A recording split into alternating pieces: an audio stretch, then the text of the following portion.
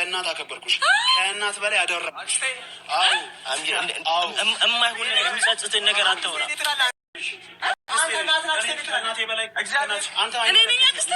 አዎ አክስቴ ነሽ።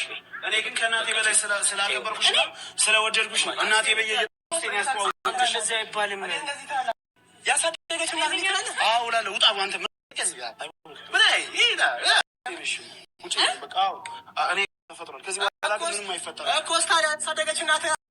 አሚር እንግዲህ ትላንት ላገኛት ሴት ብሎ የገዛ እናቱን አላውቅሽም ብሎ ሽምጥጥ አርጎ ክዷታል። እናት ምንጊዜም እናት ናት።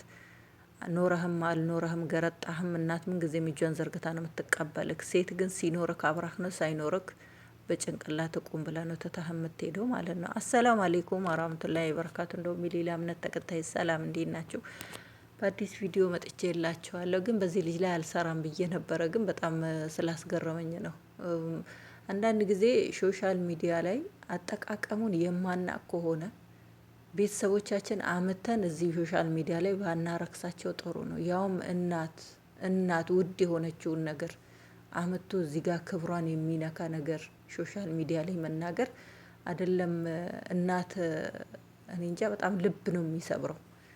እንስሳ እንኳን ለእናቱ ምን ያህል ቦታ ነው የሚሰጠው፣ እንኳን የሰው ልጅ አይደለም። አሁን ይሄ አሚር እንግዲህ በቅርብ ነው ወደ ሶሻል ሚዲያ ላይ የመጣው። እዛ ቲክቶክ ላይ ነበር ሲጋልብ የነበረው ማለት ነው።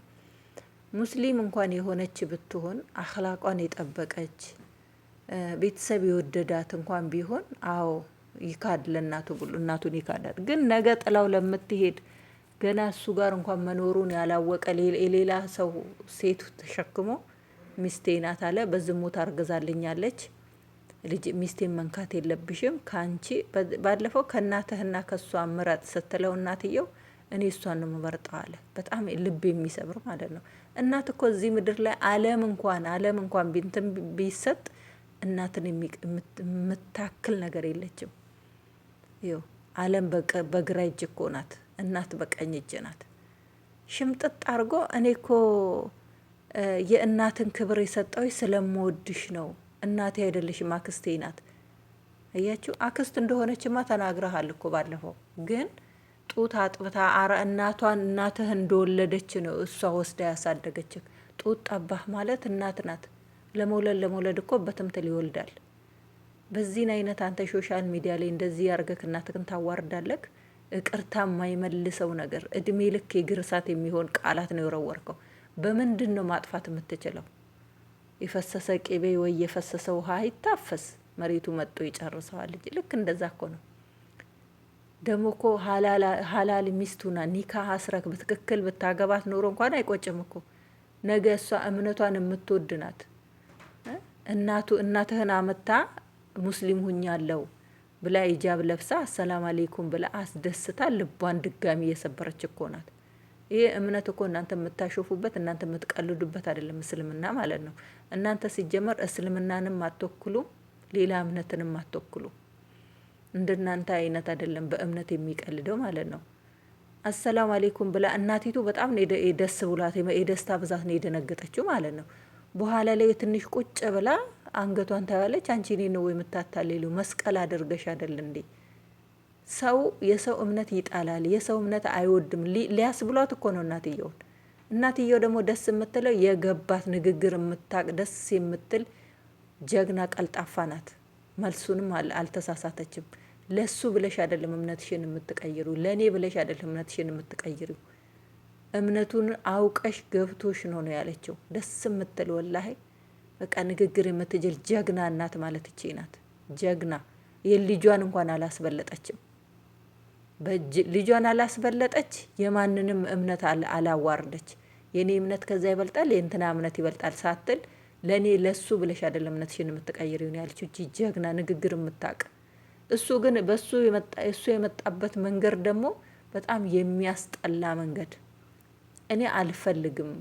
ይሄ ባለፈውም ተይ ይቅርብሽ፣ እሱ ሙስሊም ነው አንቺ ክርስቲያን ነሽ፣ ችግር የለውም። ልክ እኮ የቴዲ አፍሮ ሙዚቃ አደረጉት እኮ እስልምናውን። አንቺም በሃይማኖቴ እኔም በሃይማኖቴ አይጠበንም። ቤት አንድ ቤትማ ቤት እኮ አይደለም ዋናው ዋናው የምትገባበት ጉርጓር ነው የሚጠብቅ። ቤቱማ አይጠብቅም፣ ችግር የለውም። ዛሬ ላይ የሚጠብ ቤት ትተክ የማይጠባው ቤት ላይ ትሄዳለህ። ነገ ግን ጉርጓዱ ነው የሚጠብብን ለሁላችንም። ዛሬ ላይ ያላሰፋ ነው ጉርጓድ ነገ ሊሰፋልን አይችልም። አላህ የሁሉንም መጨረሻ የሚያውቅ እሱ ነው። እኔ ትክክል ነኝ ብዬ አይደለም ይሄንን የምለው፣ ግን በዚህ ናህል ብዙ ጀግና ሙስሊሞችን አታሰድፍ። እንደኔና እንዳንተ የተሳሳተ መንገድ ልንኖር እንችላለን፣ ግን የሰው ልጅ ባለው ነገር ሁሉ እምነቱ ጋር ባይደራደር ጥሩ ነው። ባለው ኃይል የሰውን እምነት ሳታረከስ የራስህንም እምነት ሳታረከስ በትክክለኛው መንገድ እኮ ማሻአላህ ተባረከ ረህማን እናት ቁማ ትሄድ። ምን ስንት ሱመያዎች አሉ። ሲጀመር ላንተ አይገባህም። አንተ ማለት ጥጆች ጋር ዛ ውጭ መዝራአ ሳር መጋጥ ነበረብህ አንተ ማለት ነው። አንተ ወደ ሶሻል ሚዲያ አትገባም አንተ ማለት ነው። በዚህ ናህል እናትህ እንደው ደስ ያለኝ ደግሞ እንዴት እናቱን ሲናገር አንዱ ቅጥል ብሎ ከጀርባ መጥቶ ሲመታው እንዴት ደስ እንዳለኝ። ስንቶች ለእናታቸው የሚሞቱ አሉ። ስንቶች ለእናታቸው የሚቀድሙ አሉ። ስለወለደቻቸው አይደለም እኮ ስንት ጀግና ወንዶች አሉ ለእናታቸው ዋጋ የሚከፍሉት። እንዴት ነው የአንተ ለእናት ያመልስ ሰጠክ እሱ ዝም ብሎ የሚያይክ ጀግና ከኋላ መጥቶ ዋጋውን ሰጠው። እናቴ አይደለሽም አክስቴ ነሽ ብለህ አይደል ምን ልሰራ መጣህ አለችው። መልሱ ራሱ ትክክል አታያትም። ልጄን ማጣት አልፈልግም። በዝሙት የተወለደ ልጅ ምን ያደርግልሃል? ልጁን ነገ ወደዚህ ምድር አመጣከ ዱንያን ስኦል ልታረግበት ነው መጠቋቋም። ደግሞ እንደው የሚገርማችሁ ነገር ሶሻል ሚዲያ ላይ ተጠቃሚ ሆነው